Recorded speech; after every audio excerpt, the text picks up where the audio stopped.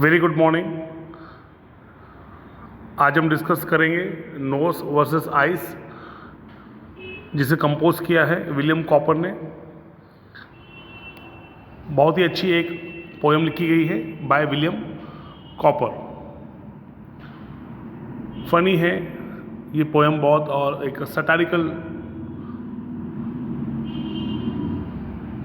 एक जिसे सटार बोला जाता है, सटारिकल एक पोएम है, जिसका मतलब है कि कोई एक पर्टिकुलर टॉपिक के ऊपर एक पोएम के थ्रू मजाक करना या फिर मॉक करना किसी चीज़ के ऊपर। सो यहाँ पे एक डिस्कशन चलेगा नोट्स और आइस के बारे में। यहाँ पे लीगल सिस्टम के ऊपर एक मॉक किया गया है। यहाँ पे राइटर ने, पोएट ने बहुत ही ब्यूटीफुल तरीके से, अच्छे तरीके से लीगल सिस्टम, जुडिशरी सिस्टम के ऊपर सटायर किया हुआ है, मॉक किया हुआ है, मजाक किया हुआ है। एक फनी साइड दिखाई है पोएट ने, जिसमें एक कोर्ट में केस चलेगा स्पेक्टेकल्स के ऊपर, चश्मे के ऊपर, कि जो चश्मा पहना जाता है, जो स्पेक्ट्स या फिर स्पेक्टेकल्स पहने जाते हैं, उसका असली ओनर कौन है, वो आइज़ है या फिर नोज़ है। सो पहले हम सबसे पहले पोएम को रीड करेंगे, उसके बाद में इसकी समरी देखेंगे।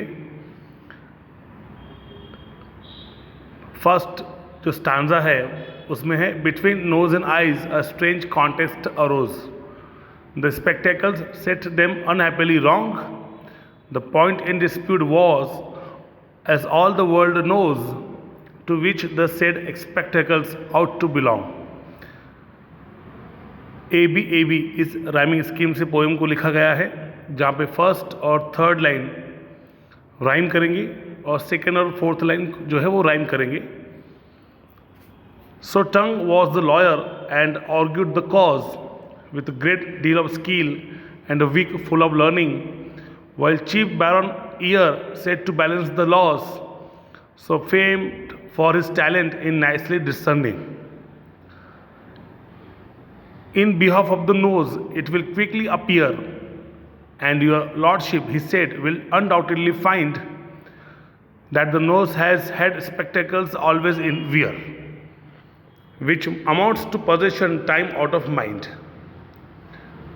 Then holding the spectacles up to the court, your lordship observes they are made with a straddle as wide as the reach of the nose is, in short, designed to sit close to it, just like a saddle. Again, would your lordship a moment suppose, this is a case that has happened and may be again, that the visage or countenance had not a nose, pray who would or who could wear spectacles then? On the whole, it appears, and my argument shows, with reasoning the court will never condemn, that the spectacles plainly were made for the nose, and the nose was as plainly intended for them. Then shifting his side, as a lawyer knows how, he pleaded again in behalf of the eyes. But what were his arguments few people know, for the court did not think they were equally wise. So his lordship decreed with a grave solemn tone, decisive and clear, without one if or but, that whenever the nose put his spectacles on, by daylight or candlelight, eyes should be shut. तो हम इसकी summary discuss करेंगे।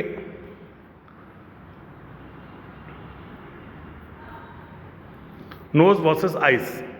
The title of the poem Nose versus Eyes clearly describes the premise of the poem. Poem का जो एक premise है, जो idea है, आपको इसी टॉपिक से, इसके टाइटल से ही क्लियर हो जाती है। Nose versus ice.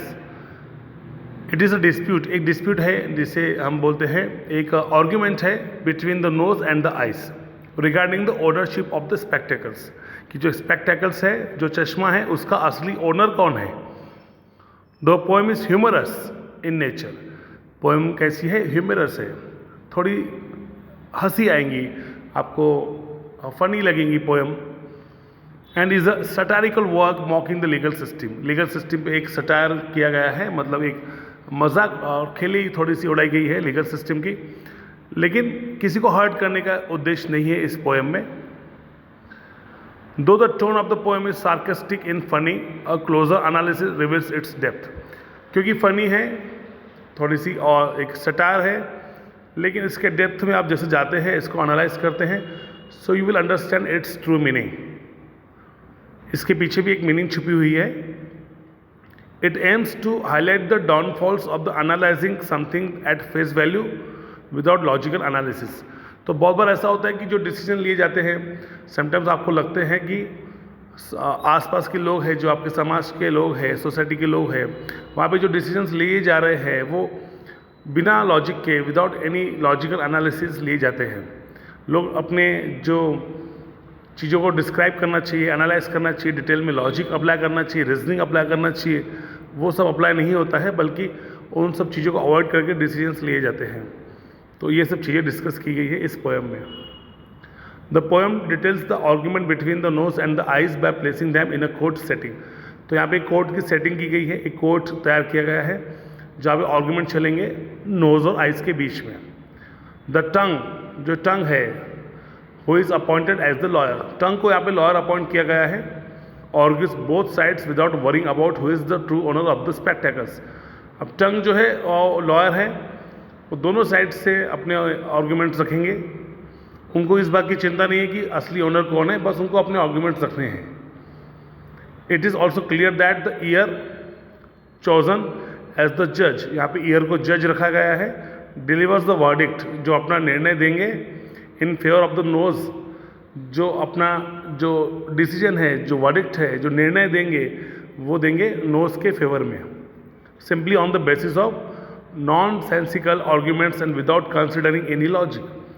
बिना किसी लॉजिक के, बिना किसी विचार के, बिना किसी डिस्कशन के वो अपना डिसीजन सुनाएंगे नोज के फेवर में। The irony of his decision in giving the right of ownership to the nose and asking the eyes to remain shut when the nose wears them is obvious. So यहाँ पे irony आप देखेंगे कि उन्होंने last stanza में बोला है कि जब उसको नोज या फिर डे लाइट में या फिर कैंडल लाइट में जब उसे नोज पहनेंगे स्पेक्टेकल्स को, eyes to remain shut when the nose wears them, eyes वहाँ पे बंद हो जाएंगी, वहाँ पे वो काम नहीं करेंगी। Thus effectually highlight the drawbacks of blind justice. इसे ब्लाइंड जस्टिस की तरफ इशारा किया गया है कि जो डिसीजन लिया गया है वो कितना ब्लाइंड है, कितना इलॉजिकल है। The ear and the tongue are both given roles that perfectly fit their functions as sensory organs. However, ears और tongue को यहाँ पे रोल जो दिया गया था जज और लॉयर का, वो बराबर है क्योंकि वो सेंसरी ऑर्गन से, हमारे सेंस ऑर्गन से। However, they both behave in a manner opposite to their ideal nature. उनका जो एक्चुअल बिहेवियर है, जो उनको बिहेव करना चाहिए, जो उनको बर्ताव करना चाहिए, उसके उन्होंने अपोजिट ही यहाँ पे काम किया है। तो this brings out the poets message that people should use their senses in the right manner. तो यहाँ पे पोएट ने बताया है कि लोगों का काम है उनके सेंस ऑर्गन्स को सही तरीके से यूज़ करना, सही मैनर में यूज़ करना। And thus exercise careful listening and good judgement, तभी आप केयरफुल लिसनिंग और गुड जजमेंट कर पाएंगे। यहाँ पे ईयर ने नोज़ की तरफ डिसीजन दिया है, नोज़ के फेवर में डिसीजन दिया है। इसका मतलब है कि ईयर ने सुनने का जो काम है, ईयर का जो काम है सुनना, वो उससे ठीक तरीके से नहीं किया है। और टंग जिसका काम है सही जजमेंट बोलना, सही बातें बोलना, उसने अपना काम ये तरीके से नहीं किया है। उसने दोनों की तरफ से अपने आर्ग्यूमेंट्स रखे, वो उसको परवाह नहीं है कि कौन असली ओनर है, उसका काम है सिर्फ आर्ग्यूमेंट्स रखना। On the whole the poem is a delightful rate and is appealing to the reader due to its ease of understanding. इसी तरीके से लिखी गई है, समझने में आसानी है, and humorous take on the realities of the legal system. Through the use of powerful imagery, the poet successfully convinces the reader to make proper use of his sensory abilities. तो यहाँ पे अपील किया है reader को, हमारे poet ने, कि हम हमारे जो सेंसरी ऑर्गन्स है, जो सेंस ऑर्गन्स है, उनको सही तरीके से यूज़ करें, लॉजिक थोड़ा सा अप्लाई करें लाइफ में, और डिसीजंस को लिया जाना चाहिए। तो इस तरह से थोड़ा सा हम समरी डिस्कस कर सकते हैं नोज़ वर्सेस आइज़ के बारे में। Thank you very much.